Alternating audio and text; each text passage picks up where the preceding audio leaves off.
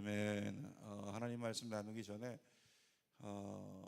남쪽에 우리 대한민국의 사분오열되는 그 상황들 때문에 막 기도하면서 남 한반도의 지도의 아래쪽 휴전선 아래를 바라보면서 계속 기도를 한단 말이죠.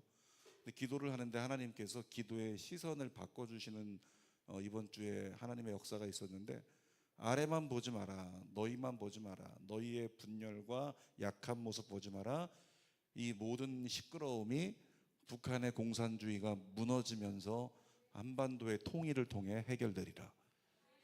그러니까 우리는 대한민국이 어떻게 되든지 하나가 돼야 되고, 대한민국이 하나가 돼서 이제 남북한이 통일할 날을 준비해야 된다, 이렇게 얘기하는데, 하나님의 역사는 그게 아니라 어쩌면은 이 신라와 백제가 다투던 이 남쪽이기 때문에 한반도의 반쪽이 하나 되기 더 힘들다는 거예요. 근데 이 한반도가 하나 되는 거, 그것을 쳐다보고 거기에만 씨름하고 있는, 에너지를 쏟고 있는 가운데 주님이 놓치지 마라. 북한의 공산주의가 무너지리라. 그리고 북한의 공산주의가 먼저 무너지면서 이 땅에 통일을 통한 대한민국이 하나됨을 이루리라. 그와 같은 마음이 저에게 주셨던 마음이에요. 여러분, 한반도에 우리가 살고 있으면서 많은 예언자들을 통해 한반도가 통일을 통해 하나 되고 마지막 때 주님 오실 때를 준비하는 나라가 될 거라고 하는 그 사명적 비전을 주신 거, 여러분 마음에 같이 공유할 수 있기를 축복합니다. 그래서 다시 한번 인사하겠습니다. 하나님이 당신을 쓰십니다. 아멘. 네, 아멘. 그리고 오늘 우리 오랜만에 병원 생활 하시다가 우리 오승훈 안수사님 퇴원해서 올라오셨는데, 오승훈 안수사님이 앞으로도 더 건강하실 거라고 크게 박수 한번 할까요? 네. 어떻게 나오셔서 간증 한번 하실래요? 하나님 말씀 보도록 하겠습니다. 오늘 하나님 말씀은 여호수아 17장 14절에서 18절입니다. 여호수아 17장 14절에서 18절까지 있는 말씀인데, 제가 주일날, 지난 주일 말고 14일 주일날 설교 전에 그런 얘기를 했었어요. 꿈 얘기. 꿈을 꿨는데 구렁이가, 굉장히 맹독성 구렁이가 나왔고, 이 녀석이 지나가던 저를 피해 가려고 하는데 제 팔뚝을 물었단 말이죠. 근데 팔뚝을 물어서 큰일 났다, 꿈인데 큰일 났다, 나 이제 죽었겠다 생각하고 어떻게 해야 되지? 팔뚝부터 묶어야 되나 고민하고 있는데 이상한 현상이 있는 거예요. 시간이 지났는데 조금 있다 보니까 구렁이가 물고 도망간 게 아니라 저쪽에 의자 위에 앉아 있는데, 근데 이거 어떻게 하지 걱정하고 있는 저에게 아무 일이 일어나지 않는 거예요. 그리고 제가 아침에 깨서 하나님 앞에 기도하면서, 하나님 이게 무슨 꿈입니까? 그때 하나님 주셨던 감동이 뭐였냐면, 많은 어둠이 너를 물려고 하겠지만 그 물음이 너를 해하지 못하리라. 그와 같은 마음을 주셔서, 와, 괜찮은 꿈이다, 나 어벤져스인가 보다, 이런 생각을 했거든요. 근데 그 뒤로부터 이런 일 생기고, 뭐 제가 잠깐 지난주에 언급했었지만은 저희 어머니 병원 이렇게 옮기는 과정에 112 신고받아가지고 노인 학대범으로 그 자리에서 신고돼서 경찰 2명이 와서 조사하고, 경찰 2명이 결국에는, 아니 학대 정황이 아무것도 없는데 왜 그랬을까요? 나중에 의사들에게, 의료진에게 물어보니까 의사분이 오버한 거다. 그러면서 의사분이 그렇게 타깃이 돼서 오히려 저희는 편안하게 병원을 옮기는 그런 예도 있었고, 또 그러다가 이번 주에는 월요일날 여차해서 갑자기 저희 아파트 주차장에서 발을 다쳐가지고 그냥 주차장 바닥에 주저앉아서, 왜냐면 피가 많이 나니까 저도 겁이 나더라고요. 그래서 사모님 빨리 휴지 가지고 내려오라고 제가 차에 막 기어가듯이 무릎으로 가서 휴지 꺼내고 했던 시간이 있었는데, 그런 시간들이 있으면서 좀 불편함도 있고 하지만 이상한 거 한 가지는 마음이 평안하더라고요. 그때 생각이 나는 거예요. 그 꿈이, 나를 물어 쓰러뜨리려고 하는 수많은 어둠이 계속 시도될 수 있지만, 때로는 참소하는 어둠이 시도될 수 있지만, 그러나 넘어지지 않고 쓰러지지 않으리라. 하나님께서 주신 평안이 있으리라. 그러니까 기분이 괜찮은 거예요. 여러분에게도 그 평안이 있을지어다. 다시 한번 좌우에 선포합시다. 평안할지어다. 평안할지어다. 아멘. 하나님 말씀 보도록 하겠습니다. 여호수아 17장 14절에서 18절까지 있는 성경 말씀입니다. 함께 읽습니다. 시작. 요셉 자손이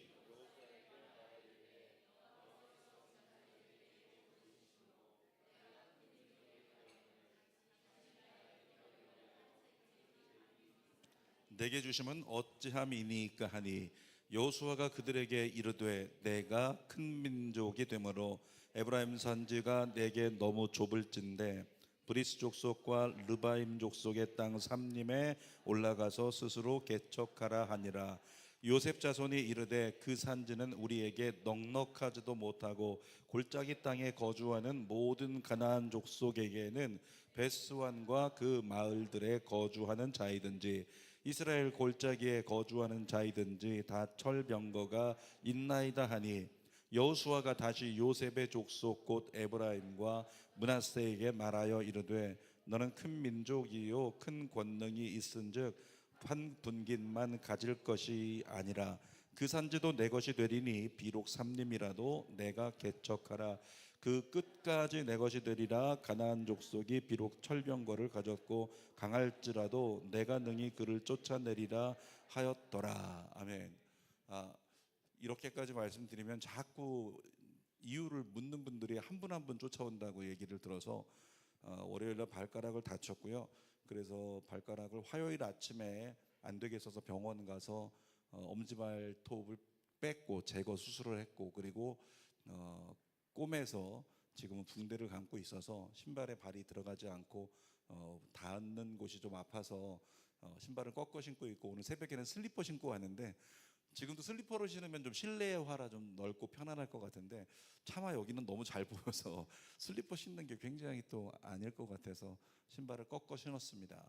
평생에 신발 꺾어 신고 설교한 거 처음인데 양해해 주시길 부탁드립니다. 자, 우리 하나님 말씀 나누도록 하겠습니다. 오늘 금요 성령 집회는 여호수아 17장 14절에서 18절 말씀을 가지고 근본적 형통 같이 할까요? 근본적 형통. 다시 한번 근본적 형통이라는 제목으로 말씀을 나눕니다. 우리가 읽고 있는 그 17장 말씀부터 갭이 한 분깃만으로 내게 주심은 어찌함이니까 하니 지금 뭐라고 써 있냐면 요셉의 자손들이 여호수아에게 나와서 얘기하기를 우리는 굉장히 큰 민족이 됐다. 그도 그럴 것이 요셉은 이미 세상을 떠났잖아요. 요셉의 자손이 둘인데 야곱의 아들 12아들들 정확히 말하면 11명의 우리 아들과 또 딸이 있고 그런 이스라엘 그 야곱의 아들들을 통한 12지파가 세워지는데 그 12지파를 어떻게 구분을 하냐면 레위 지파는 분깃을 주지 않기 때문에 땅 분배에서 제외되고 섬기는 자가 되고 그럼 11지파가 된단 말이죠. 그때 요셉이 빠져요. 요셉이 빠지면서 요셉의 두 아들인 므낫세 지파와 에브라임 지파가 들어가서 12지파가 된단 말이에요. 근데 이 12지파 중에서 요셉의 자손들은 므낫세 지파와 에브라임 지파로 이렇게 두 지파가 형성되어 있기 때문에 굉장히 번성하고 큰 거예요. 요셉 자체가 굉장히 하나님께서 높이셔서 그 자손들이 번성하게 하셨기 때문에 큰 민족이 됐다. 다시 말하면 아니 우리가 이스라엘 중에서 지금 굉장히 영향력 있는 우리는 그런 인구수를 가지고 있고 그렇게 영향력 있는 활동을 하고 있는데 아니 우리가 분명히 두 지파인데도 불구하고 왜 우리에게 요셉 아버지만 생각해서 한 분깃만 주느냐 이렇게 불만을 터뜨리고 있는 장면이 14절 말씀이에요. 근데 여기 대해서 여호수아가 뭐라고 대답하는지 15절 말씀 읽어볼게요. 15절 여호수아가 그들에게 이르되 내가 큰 민족이 되므로 에브라임 산지가 내게 너무 좁을진데 브리스 족속과 르바임 족속의 땅 삼림에 올라가서 스스로 개척하라 하니라. 지금 이게 뭐냐면 쉽게 얘기하면 여호수아가 요셉 자손들이 왜 우리는 땅을 이 한 분깃만 제비를 한 번만 뽑게 하십니까? 우리 두 번의 기회를 주십시오. 땅이 더 필요합니다. 민족이 커서 있을 때가 모자라요. 그러니까 여호수아가 뭐라고 대답하냐면 맞아, 너희는 큰 민족이야 이렇게 얘기를 하는 거예요. 너희가 땅을 분배받았지만 그거 굉장히 적은 땅이야. 그러니까 내가 너희에게 이렇게 얘기해 줄게. 너희가 가서 스스로 땅을 개척해. 내가 준 땅 외에 너희가 가서 스스로 땅을 개척하라. 이런 얘기를 한 거예요.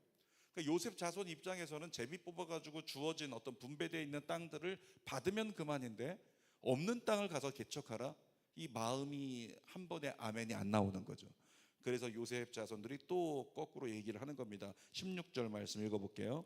요셉 자손이 이르되 그 산지는 우리에게 넉넉하지도 못하고 골짜기 땅에 거주하는 모든 가나안 족속에게는 베스완과 그 마을들에 거주하는 자이든지 이스라엘 골짜기에 거주하는 자이든지 다 철병거가 있나이다 하니, 우리가 분배받은 땅은 너무 작은 땅이고 지금 가서 땅을 개척하라고 하는데 우리가 앞으로 가서 싸울 만한 그 땅들은 뭘 가지고 있다고요? 철병거를 가지고 있대요.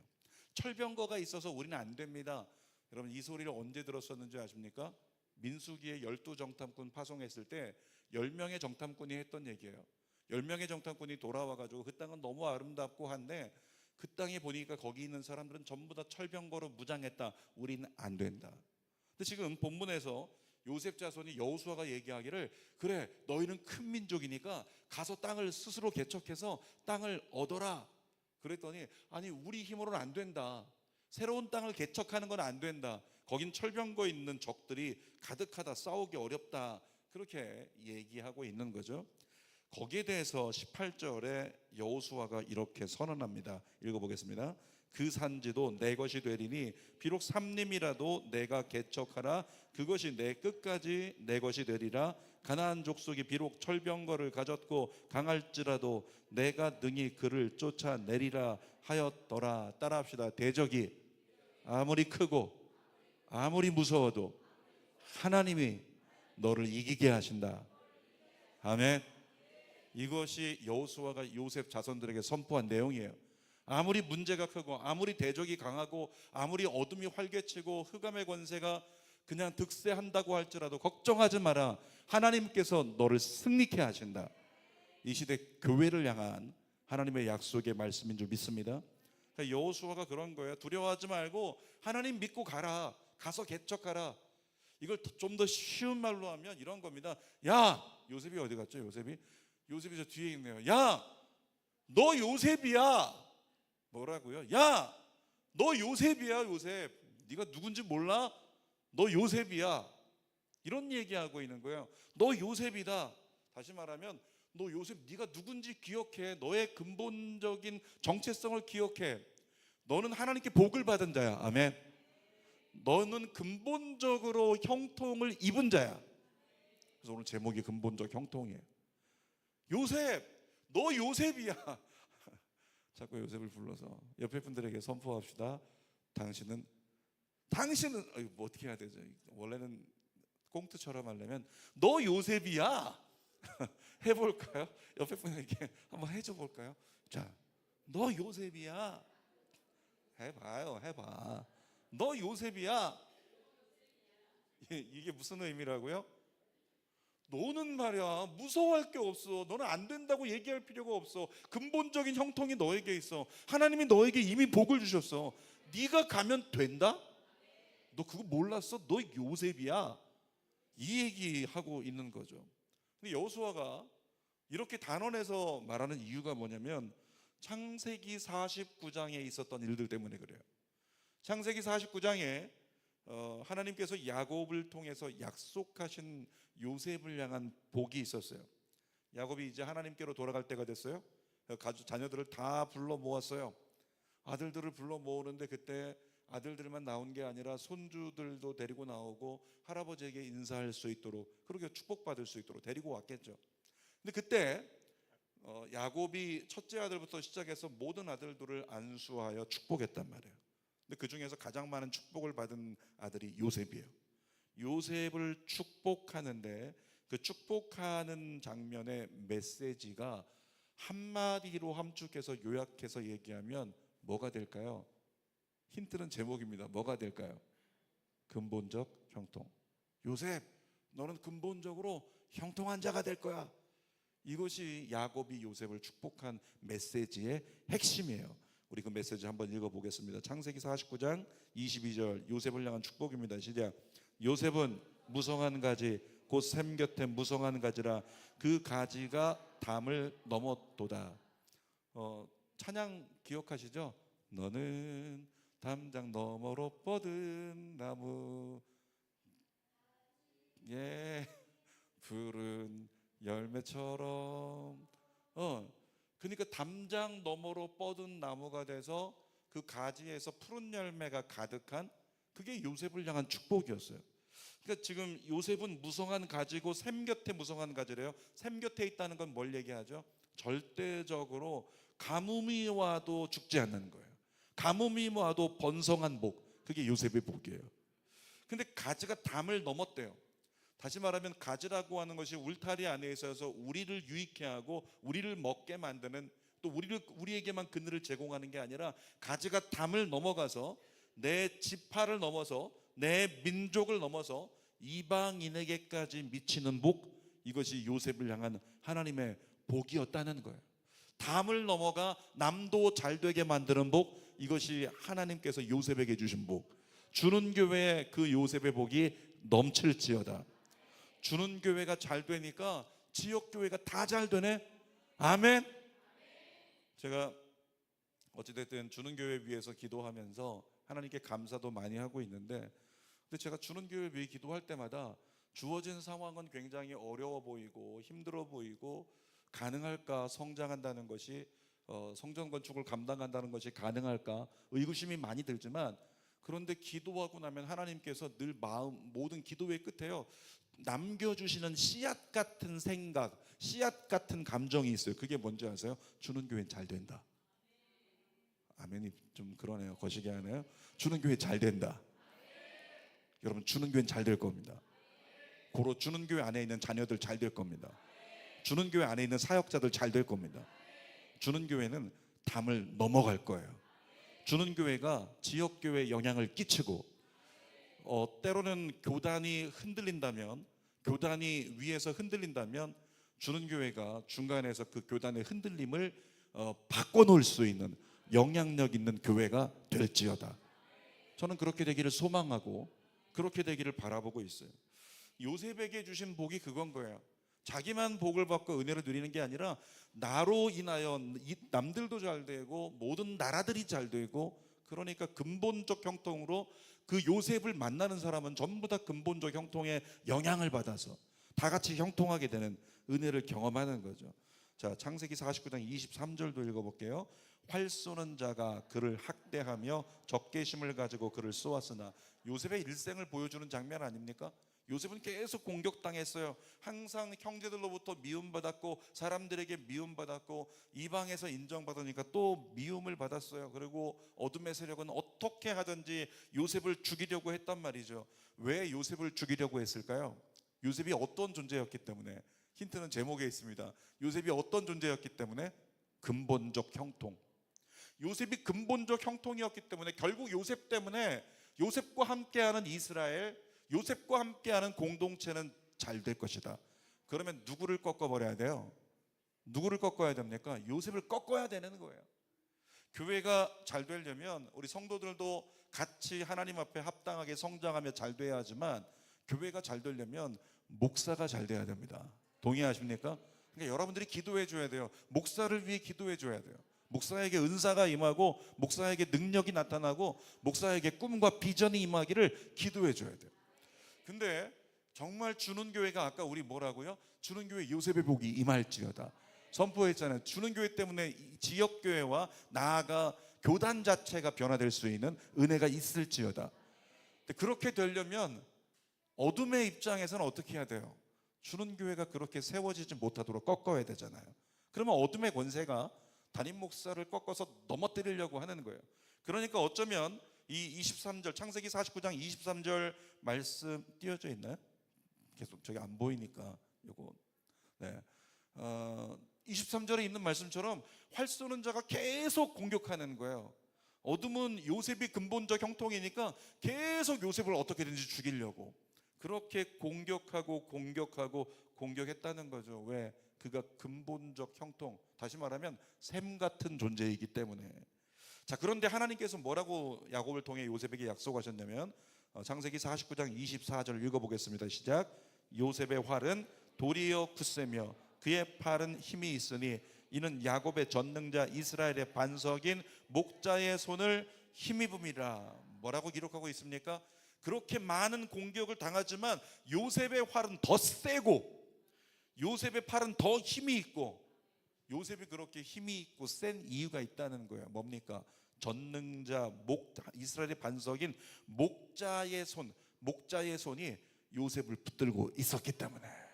따라합시다. 하나님께서 여러분의 손을 들고 내 손을 붙잡고 계십니다. 붙잡고 계십니다. 아멘. 하나님께서 요셉의 손을 붙잡고 계시니까 요셉은 절대로 넘어지지 않는 그런 존재인 거예요. 이미 축복을 받을 때부터 넌 근본적 형통이다. 절대 넘어지지 않을 거야. 앞으로도 쓰러지지 않을 거야. 계속 형통할 거야. 이게 요셉을 향한 복이었단 말이에요. 자, 창세기 49장 25절 26절 읽어볼게요. 내 아버지의 하나님께로 말미암나니 그가 너를 도우실 것이요 전능자로 말미암나니 그가 내게 복을 주실 것임이라. 위로 하늘의 복과 아래로 깊은 샘의 복과 젖먹이는 복과 태의 복이로다. 잠깐만요. 뭐라고 써 있어요? 내 아버지의 하나님께로 말미암는다 말씀하시죠. 또 그가 너를 도우실 것이요 전능자로 말미암는다. 그러니까 요셉이 근본적 형통의 삶이 되는데, 네가 그렇게 되는 것은 하나님으로 말미암아. 하나님 때문에 넌 잘 될 거야. 하나님 때문에 넌 형통할 거야. 하나님 때문에 넌 승리할 거야. 하나님 때문에 너는 이길 거야.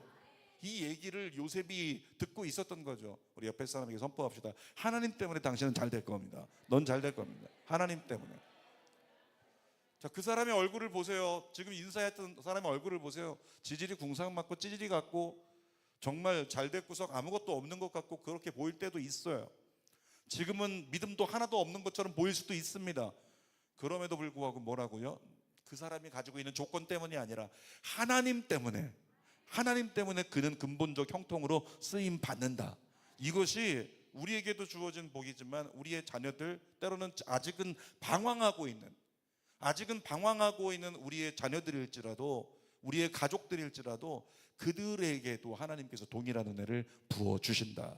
그러므로 여러분의 집에 있는 부모님일 수도 있고 형제일 수도 있고 배우자일 수도 있고 자녀일 수도 있는데, 그의 이름을 떠올리면서 그의 면상을 향해서라고 할 뻔했네요. 그의 얼굴을 향해서 선포합시다. 하나님 때문에 잘 될 거야. 시작. 하나님 때문에 잘 될 거야. 한 사람 더. 시작. 하나님 때문에 잘 될 거야. 아멘. 그것이 하나님의 언약이란 말이에요. 자, 26절도 읽어볼게요. 26절 창세기 49장. 내 아버지의 축복이 내 선조의 축복보다 나아서 영원한 산이 한없음 같이 이 축복이 요셉의 머리로 돌아오며 그 형제 중 뛰어난 자의 정수리로 돌아오리로다. 자, 지금 창세기 49장 25절 26절에서 나오는 계속된 하나님의 축복의 메시지가 뭐냐면, 음악적인 용어로 얘기하면요 점점 커져요. 점점 커지는 거예요. 뭐죠? 음악적 용어?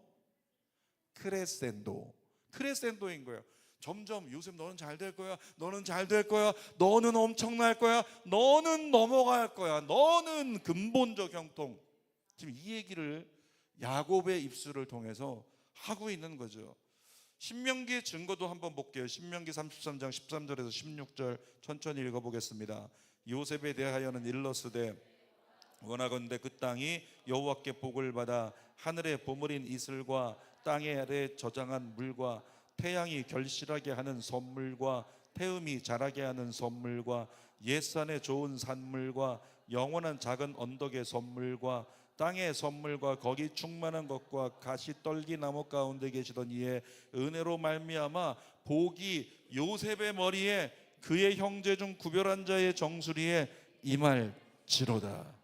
여러분, 창세기 말씀도 그런데 이 신명기 33장에 기록된 요셉의 축복의 메시지도 가져올 수 있는 모든 은혜의 복은 다 가져왔어요. 그리고 뭐라고요? 이 모든 걸 모아가지고 어떻게?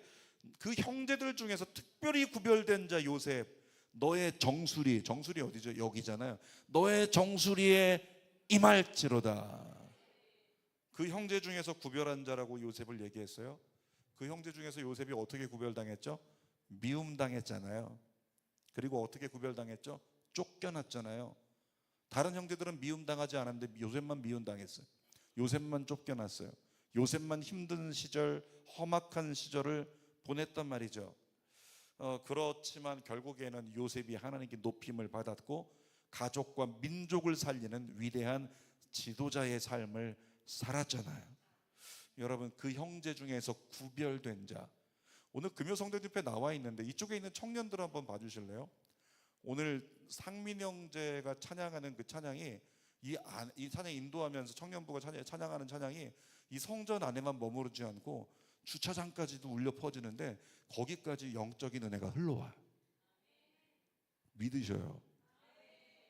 그래서 이 상민이 형제가 신학 공부를 시작을 하더니 확실히 하나님의 부으시는 은혜가 좀 구별됨이 있다. 배 아프십니까? 다 신학 가요. 배 아프면. 근데 그런 게 있는 것 같아. 같이 우리 청년들이 찬양하면서 그 하나님의 은혜가 막 흘러오는데 너무너무 좋은 은혜가 있다는 거죠.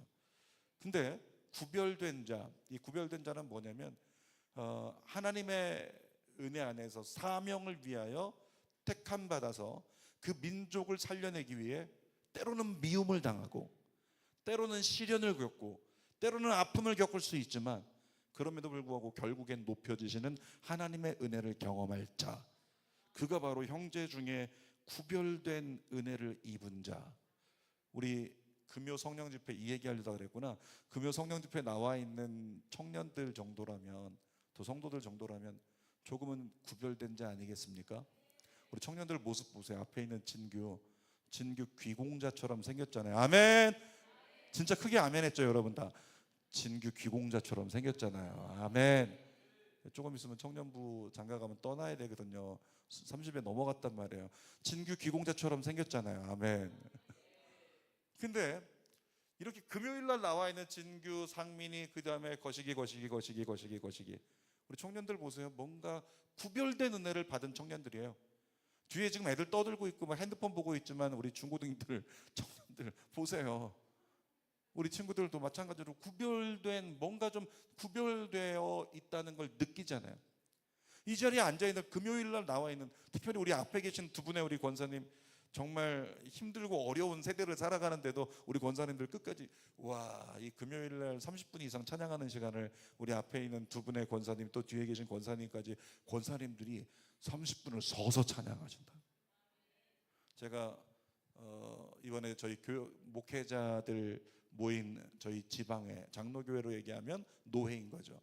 김포 지방의 목사님들 모여서 예배를 드리는데 그 자리에서 중간에 찬양 시간에 우리 교회는 일어나서 찬양하잖아요. 다 앉아서 찬양하니까 얼마나 좀 있으셔요. 조금 이따 빠른 찬양을 하려고 하길래 벌떡 일어났어요. 제가 일어났는데 지금 직함이 지방 회장이거든요. 회장이 일어나니까 어쩔 수 없이 여기저기서 이제 그래도 선배들도 일어나고 다 일어나서 찬양하는데 조금 있다 보니까 10분 지났는데 벌써 한 분이 막 다리를 때리면서 자리에 앉아. 10분 서서 찬양했는데 힘든 거야. 근데 우리 권사님들 30분 이상 찬양을 해도 힘이 있다. 구별된 은혜. 구별된 금요일날 나와서 예배할 정도면 구별된 자로 우리는 부름 받았다고 믿습니다. 그렇게 우리에게 요셉의 하나님의 은혜가 이미 임하여 있다는 걸 여러분이 느꼈으면 좋겠어요. 창세기 45장 5절 말씀 같이 읽어보겠습니다. 당신들이 나를 이곳에 팔았다고 해서 근심하지 마소서, 한탄하지 마소서. 하나님이 생명을 구원하시려고 나를 당신들보다 먼저 보내셨나이다. 자, 요셉을 보세요. 요셉은 힘들었어요. 요셉만 헌신했어요. 요셉만 가족을 위해서 희생했어요. 그의 인생을 보면 요셉이 모든 시련을 다 겪었고 희생할 것 다 희생했어요. 근데 결국엔 어떻게 했다? 그 가족을 살려냈다. 여러분, 지금 왜 나만 이렇게 기도해야 되지? 우리 가족 안에서 왜 나만 이렇게 기도해야 되지? 왜 나만 이렇게 영적으로 씨름하고, 나만, 즉 금요일에 다른 사람들은 막 불금을 보내기도 하고 자기를 위해 쉬기도 하는데 왜 나는 금요일에 여기 나와서 꼭 예배를 드려야 되고 나는 왜 주님을 찾아야 되는가? 이와 같은 감정이 조금 들 때 있어요. 이따 예배 끝나고 집에 돌아가는데 집에 있는 가족들 중에 누군가가 나에게 핀잔을 주거나 내가 조금이라도 피곤하다라고 하면, 그러니까 뭘 금요일까지 교회 가서 피곤한데 그러고 돌아다니냐, 이런 얘기를 들을 때, 차주원 권사님, 그런 얘기를 들을 때 뭐라고요? 내가 그렇게 피곤하고 내가 힘들지만 내가 주 앞에 헌신하는 이 헌신과 이 희생, 나를 위해 살지 않는 시간의 드림, 이 희생, 그것이 어떤 열매를 맺는다고요? 하나님께서 생명을 구원하게 하시는 열매를 맺는다고요. 자, 요셉의 일대기에서 가장 두드러진 특징이 있는데요, 두 글자로 얘기하면 형통입니다. 형통. 창세기 39장 2절 읽어볼게요. 시작. 여호와께서 요셉과 함께 하심으로 그가 형통한 자가 되어 그의 주인 애굽 사람의 집에 있으니, 요셉이 형통한 자가 됐대요. 형통한 자. 근데 여러분 성경 구절 잘 읽어보세요. 여호와께서 요셉과 함께 하심으로 그가 형통한 자가 되어 누구 집에 있어야 돼요? 진짜 형통한 자면 누구 집에 있어야 됩니까? 아버지 집에 있어야죠. 아버지 야곱의 집에 있어야 되는데 지금 형통한 자라고, 야, 넌 진짜 형통한 자야, 너 축복한다, 축하해, 너 형통한 자야. 근데 얘 지금 어디 있어요? 애굽의 종으로 팔려와가지고 남의 집에서 노예로 있잖아요. 이게 어떻게 형통이냐고요. 또 창세기 39장 23절도 읽어보겠습니다. 간수장은 그의 손에 맡긴 것을 무엇이든지 살펴보지 아니하였으니 이는 여호와께서 요셉과 함께 하심이라, 여호와께서 그를 범사에 형통하게 하셨더라.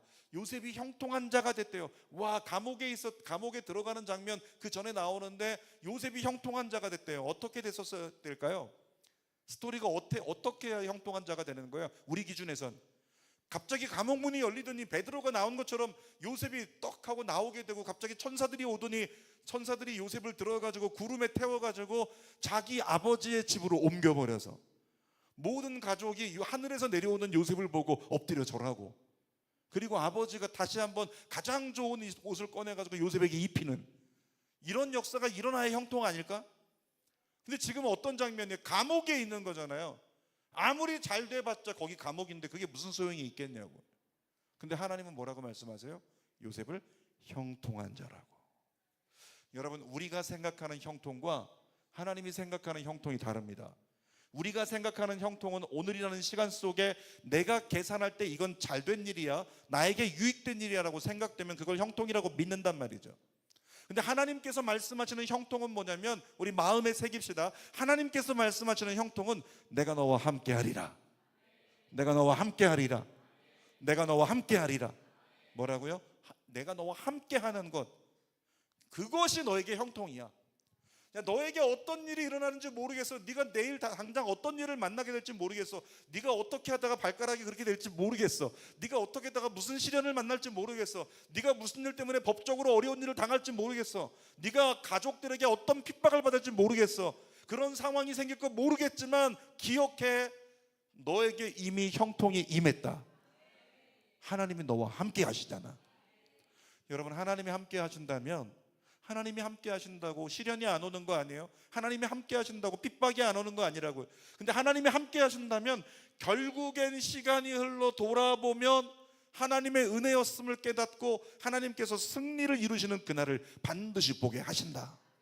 과정은 우리가 생각하는 형통이 아닐 수 있지만 하나님께서 나와 함께 계시면 결국엔 하나님의 나라가 우리에게 임하여 결국엔 구원이 일어나고 결국엔 하나님의 역사가 일어난다.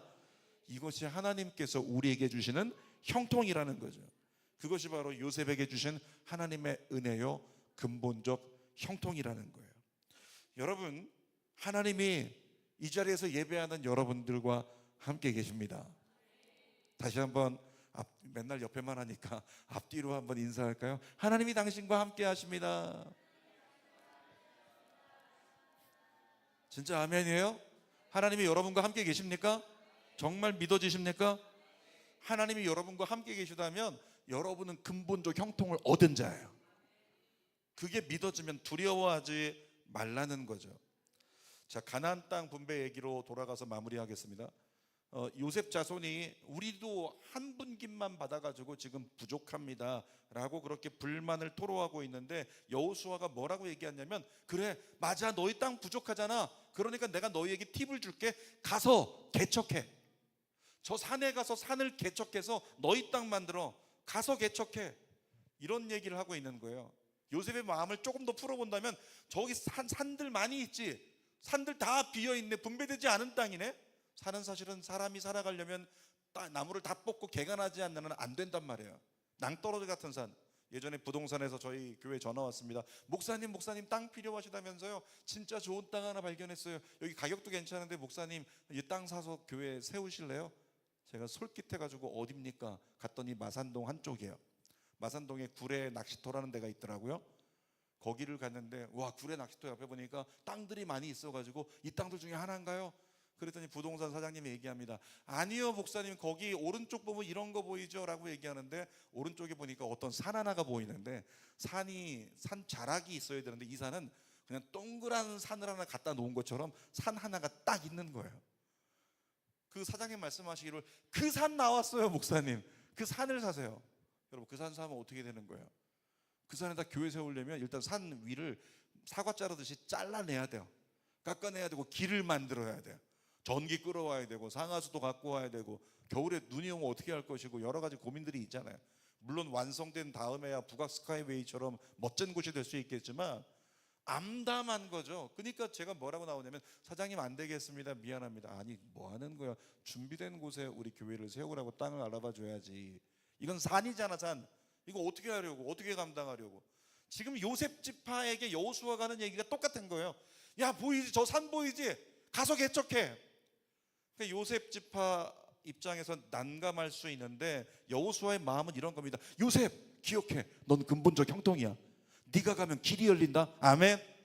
이게 요셉에게 주신 은혜예요. 네가 가면 길이 열릴 거야. 저기 산 보이지, 가서 개척해. 넌 할 수 있어. 네가 가면 길이 될 거야. 네가 가면 땅이 될 거야. 네가 가면 도시가 세워질 거야. 이것이 여호수아에게 주신 하나님의 마음이었다는 거죠. 이 개척하라라고 하는 이야기를 원문을 직역하면 나무를 잘라서 길을 내다, 이런 얘기예요. 가서 저 나무를 다 베어버리고 거기 길을 내라. 네가 길을 내면 그곳에 하나님의 나라가 임할 거야. 여러분, 요셉에게 주신 복은 오늘 이 자리에 있는 저와 여러분들에게도 주셨습니다. 여호수아 17장 18절 마지막으로 읽겠습니다. 그 산지도 내 것이 되리니 비록 삼림이라도 내가 개척하라. 그 끝까지 내 것이 되리라. 가나안 족속이 비록 철병거를 가졌고 강할지라도 내가 능히 그를 쫓아내리라 하였더라. 이렇게 여호수아가 단언해서 얘기하는, 거기 강한 민족이 있다고, 강한 군대가 있다고, 철병거가 있다고. 겁먹지 마 요셉, 너 요셉이야. 제목 뭐라고요? 근본적 형통. 겁먹지 마. 네가 가면 길이 된다. 네가 가면 역사가 일어날 거야. 네가 가면 하나님이 일하실 거야. 오늘 여러분에게 그 메시지가 가슴에 와닿고 부딪혀, 그렇구나, 내가 근본적 형통을 얻은 내가 바로 요셉이구나. 하나님, 내가 가면 길이 열리게 하시는구나. 내가 가면 이루어지게 하시는구나. 내가 꿈꾸면 하나님은 이루시는구나. 오늘 이 거룩한 믿음과 소망이 우리 안에 있기를 주님의 이름으로 축복합니다. 여러분, 그러므로 아무리 장애물이 있고 저항이 있을지라도 기억하세요. 여러분이 나아갈 때 함께 하시는 주님으로 하나님께서 반드시 길을 열어주실 줄 믿습니다. 기도하겠습니다. 살아계신 아버지 하나님, 우리가 근본적 형통입니다. 우리가 요셉입니다. 우리를 통해서 함께 하시는 주님으로 말미암아 모든 장애물과 막힘이 있어도 하나님은 일하십니다. 하나님은 역사하십니다. 우리가 가면 길이 됩니다. 우리가 꿈꾸면 이루어집니다. 우리가 선포하면 역사가 일어납니다. 우리가 선포하면 흑암이 떠나갑니다. 우리가 나아갈 때 주님은 크고 비밀한 일을 이루십니다. 살아계신 아버지 하나님, 그 근본적 형통 우리를 위하여 주님은 날마다 은혜의 날을, 정말 단비를 날마다 예비하신다는 것 믿어 꿈꾸는 날마다의 삶이 되게 하옵소서. 예수님의 이름으로 기도하옵나이다. 아멘. 우리 자리에서